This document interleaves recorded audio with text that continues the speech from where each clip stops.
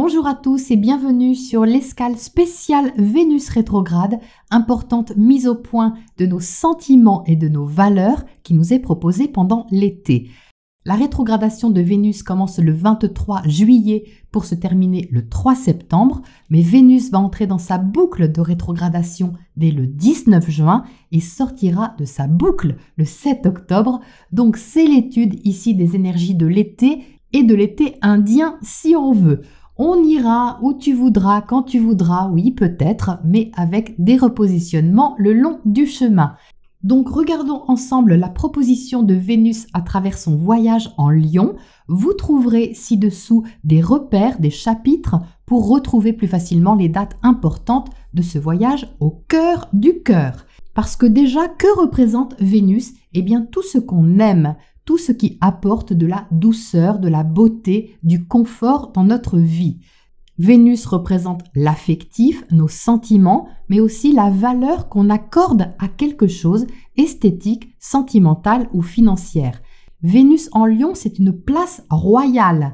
Avec cette position, les sentiments sont intenses et passionnés. On veut quelque chose de beau, d'éclatant, de joyeux et de valorisant. Donc ça peut être au travers d'une relation amoureuse, ça peut être au travers d'une relation avec nos enfants, ça peut être au travers d'une création artistique ou tout autre projet qui nous tient à cœur puisque le lion est connecté au cœur. Donc il s'agit bien du cœur à proprement parler, tout ce qui nous touche en plein cœur, mais il s'agit aussi d'aller au cœur des choses, directement, franchement et honnêtement. Le 5 juin, Vénus entre en Lion. En arrivant dans ce signe, elle fait une opposition à Pluton rétrograde en Verseau. Donc il peut y avoir ici une remise en question, quelque chose qui nous chauffe un peu, qui s'intensifie, une question qui nous demande une implication plus forte et plus vraie. C'est tout ou rien, vis-à-vis de quelqu'un peut-être, mais déjà vis-à-vis de ce qui se passe en nous. On peut regarder en face ce qui change ou ce qu'on a à changer, transformer, pour s'investir de façon saine et pas pour plaire ou être admiré.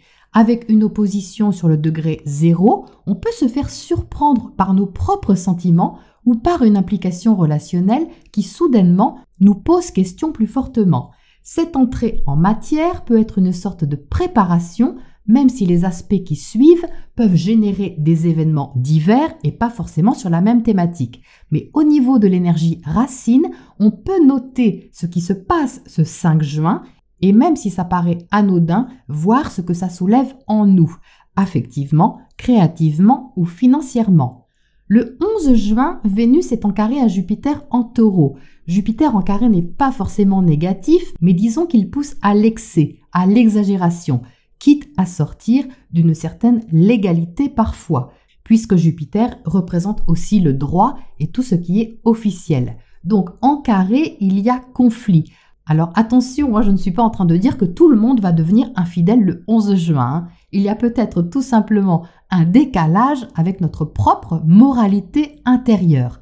Avec Vénus en Lion, on peut dépenser plus ou s'investir passionnément dans un projet, une relation ou une création qui peut être enrichissante, voire très, mais aussi extrêmement demandeuse.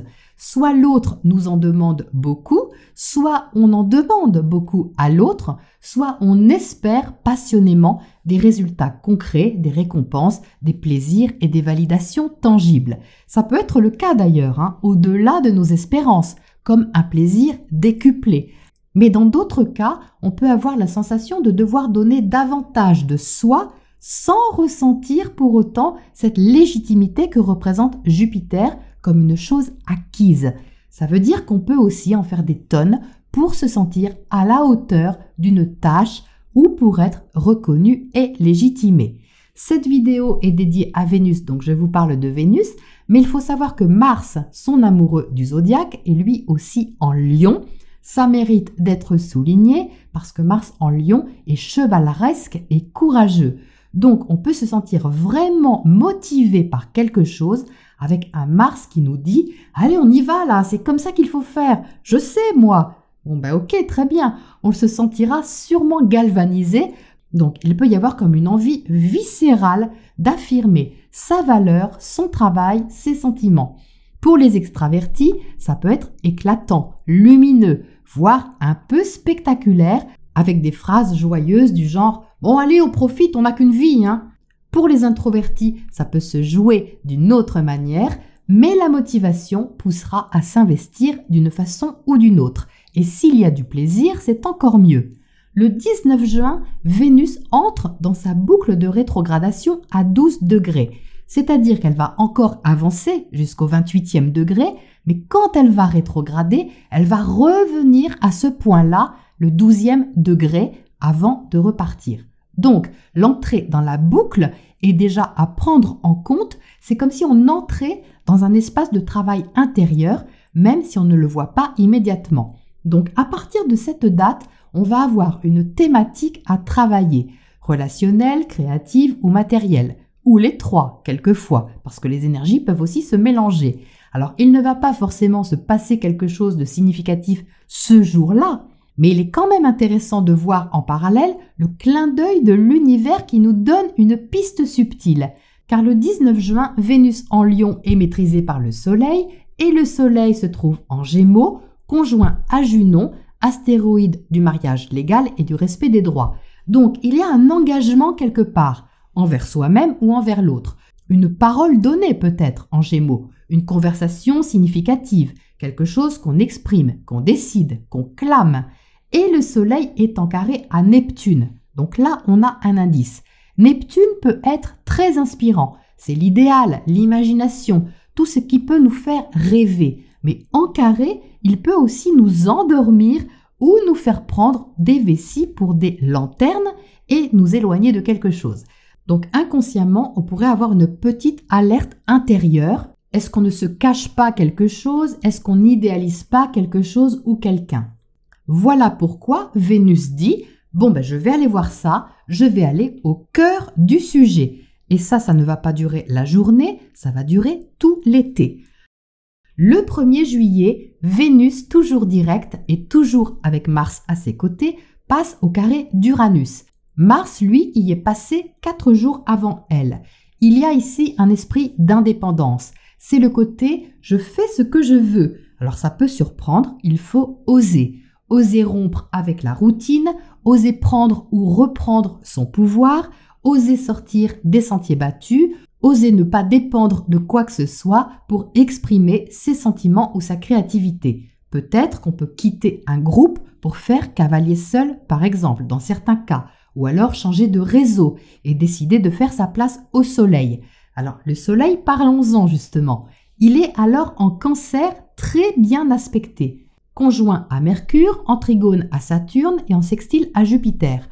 Donc, on ose autour de cette date, on assume, on signe, on est rassuré, c'est sérieux. Saturne est rétrograde, il n'est donc pas en train de construire concrètement extérieurement, mais de voir comment consolider quelque chose intérieurement. Mais n'empêche, c'est fiable et on y voit clair parce qu'on a décidé de porter les lunettes adéquates. On avance comme ça jusqu'au 17 juillet.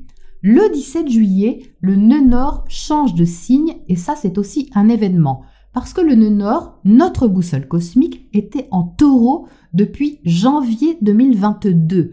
Donc pendant 18 mois, on a été invité à aller vers la valeur des choses simples, à travailler sur ce qui nous est cher et nous apporte du plaisir. On a été incité à nouer un lien avec ce qui est naturel et sain. Il y a maintenant un passage de relais, la boussole change de main si vous voulez, le nœud nord entre en Bélier et passe dans les mains de Mars, le guerrier du zodiaque. Alors c'est important parce que pendant l'été, on va être invité à prendre des initiatives ou une initiative, aller de l'avant, faire preuve de courage, de combativité saine pour aller vers quelque chose de stimulant et de nouveau. Ce qu'on a appris de ces 18 derniers mois au niveau relationnel, affectif, créatif ou financier va demander maintenant à être pris en compte de façon entreprenante et indépendante.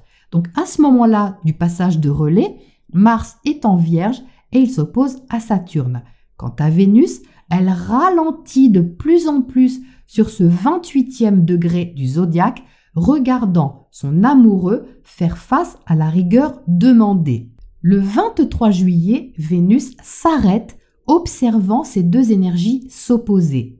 Donc elle se dit quelque chose du style « Ouh là là, la mise en place demande quand même de l'organisation et des responsabilités, je vais revenir vérifier des trucs ». Et elle rétrograde le jour où le soleil entre chez lui dans le signe du lion. C'est quand même fort. Donc le soleil vient de s'opposer à Pluton la veille pour une mise au point honnête entre ombre et lumière. Le 23 juillet, ayant bravé le maître des ténèbres, le soleil, notre volonté, s'impose donc à nous. Ça donne vraiment une énergie du style « me voilà, je suis à ma place ou je prends ma place ». En tout cas, je montre que je la prends et que je l'assume avec une certaine fierté. Mars n'est pas en manque de courage. En Vierge, il est prêt à remonter les manches et à affûter ses outils méticuleusement pour montrer à Saturne à quel point son action peut être utile. Donc c'est sérieux tout ça. Et alors Vénus dit « Ah oui, ça se corse là en fait. C'est beau, c'est riche, c'est fort, mais est-ce que je ne dois pas revoir la valeur de certaines choses ? Ma propre valeur déjà, et puis ce que me coûte cet investissement affectif, créatif ou matériel. » Donc on voit ici un iode appelé aussi le doigt de Dieu. C'est-à-dire que Vénus est en quinconce à Pluton rétrograde et à Neptune rétrograde. Donc tout le monde est rétrograde. Et ça, c'est pendant toute la dernière semaine de juillet. On peut donc avoir une sensation étrange, un mélange de confiance et d'incertitude. On n'a pas envie de se faire des films, mais on a quand même envie d'y croire. On ne veut pas non plus changer trop de choses, mais on sait bien qu'on doit les changer. Donc la dernière semaine de juillet est un peu étrange entre passion, rêve, incertitude, implication intense et pourtant besoin de se laisser inspirer. C'est un peu Hollywood, surtout que les 27 et 28 juillet, Mercure va en rajouter une couche en venant discuter avec Vénus. Discussion enflammée, encouragement chaleureux, mais est-ce qu'on peut y croire? À suivre. Le 9 août, Vénus forme un nouveau carré à Uranus, comme elle l'a fait le 1er juillet. Qu'est-ce qu'on a osé autour de cette date qui peut revenir, peut-être sous une autre forme? Le thème est le même, libération des sentiments, de la créativité, en osant rompre avec certains schémas ou certaines relations avec lesquelles on ne vibre plus sur la même fréquence. Oser la nouveauté ou de nouvelles formes d'expression n'est pas forcément simple, alors que le roi Soleil, tout puissant dans son signe, est autour de cette date en carré à Jupiter. Il peut pousser à l'excès de zèle, à profiter plus que de raison d'un plaisir, mais attention aux belles promesses quand même. Le 13 août, Vénus rétro est en conjonction au Soleil. Donc il y a ici un énorme besoin d'amour, de reconnaissance, de valorisation, qui peut être agréable dans certains cas, mais qui peut aussi soulever un manque d'amour pour soi-même. Une vérité peut nous apparaître en pleine face et il faudra l'assumer, surtout qu'avec la présence de la lune noire, ça peut être puissant. La proposition est de garder la tête haute et la confiance dans le cœur face à ce qui se détache, se libère ou s'impose. Le soleil passera au carré d'Uranus à son tour et la pleine lune du 16 août sera un défi d'émancipation. Mais à quel prix? Ce sera à étudier. Le 22 août, Vénus repasse au carré de Jupiter comme le 11 juin. Est-il temps de faire un point sur nos excès de gourmandise? C'est possible, surtout que le soleil va entrer en Vierge le 23 août, nous rendant plus sages ou tout au moins plus appliqués dans ce qu'on a à gérer. Donc on voudra peut-être beaucoup, mais en pratique, il faudra faire le tri et prendre le temps de récupérer ou de souffler. D'ailleurs, Mercure rétrogradera à son tour, donc on pourrait regarder les choses de plus près et analyser la situation de façon méthodique. En clair, on pourrait avoir à payer le prix de nos envies. Et c'est le 4 septembre, sur le 12e degré, que Vénus fait le point sur cette aventure qui nous a menés au cœur de nous-mêmes. Bon, elle est toujours en carré à Jupiter, donc on est quand même très motivé par quelque chose qui compte beaucoup pour nous, mais quelque chose a évolué et peut encore évoluer de façon plus consciente et plus vraie. Le 6 septembre, Mercure rétro sera conjoint au Soleil. Voilà peut-être le raisonnement qu'on n'avait pas eu ou l'info qui nous manquait. Quelque chose peut se poser en nous et on peut, avec la conjonction de Junon à Vénus pendant tout le mois de septembre, s'engager avec plus d'intégrité, de respect de soi, même si le carré à Jupiter peut tout de même encore nous tester sur les 2 premières semaines. Il sera toutefois rétrograde, ce qui ne veut pas dire que son énergie amplificatrice ne sera pas active. Mais ça veut dire qu'on aura plus à cœur de revoir comment on nourrit notre projet ou nos relations affectives en tentant d'éviter les débordements. Le 29 septembre, 3e carré Vénus-Uranus. On commence à avoir l'habitude, on l'aura eu 2 fois. Alors qu'est-ce qu'on affirme haut et clair sur cette fin septembre ? Quel lien sur lequel on a fait le point peut ici encore nous faire réagir sur notre valeur personnelle ? On aura besoin d'harmonie ou d'harmonie retrouvée. D'ailleurs, le Soleil et Mars seront chez Vénus en Balance, donc les énergies Yang seront au service de notre féminin intérieur. On cherchera le compromis, l'équilibre, un échange ou un engagement sain, mais pas au détriment de nos valeurs profondes, qu'elles soient affectives, créatives ou matérielles.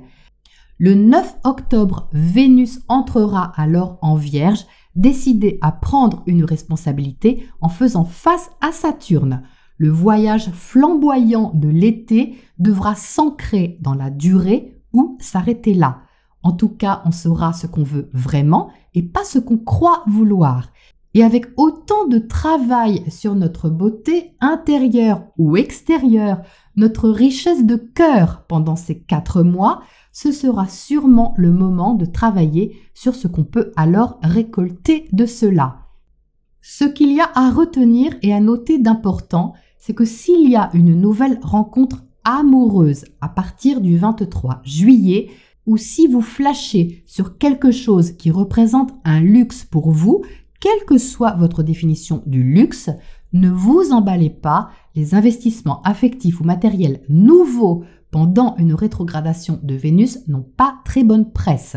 La rétrogradation de Vénus est utile pour nous aider à revoir notre façon d'aimer ou d'exprimer notre créativité et l'univers peut mettre sur notre chemin des rencontres ou des envies de plaisir qui ne sont là que pour nous aider à faire un point intérieur lucide. Donc prudence à ne pas tout donner uniquement dans le but d'être aimé. Il faut aussi savoir que pendant cette rétrogradation, Vénus peut aussi remettre sur notre route des ex, des personnes qu'on a aimées dans le passé.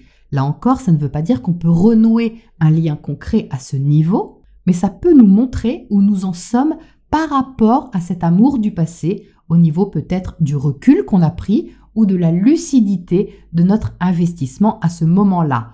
Est-ce qu'on était vraiment soi-même, par exemple ? Est-ce qu'on aimait vraiment l'autre ou est-ce qu'on aimait juste qu'il ou elle nous aime ? Dans d'autres cas, on peut quand même expérimenter de joyeuses retrouvailles, justement, avec ces personnes du passé et vivre quelque chose d'intense à ce niveau. En résumé, l'été peut être vraiment riche.